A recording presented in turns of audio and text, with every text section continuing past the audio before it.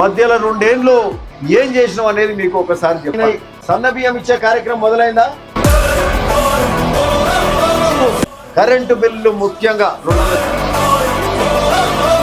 అసలు వడ్డీ లేకుండా రుణాలు. రేపు రాష్ట్ర వ్యాప్తంగా వడ్డీ లేని రుణాలను అందించనుంది ప్రభుత్వం. ఉచితంగా బస్సు ప్రయాణం కూడా ఏర్పాటు చేయడం జరిగింది.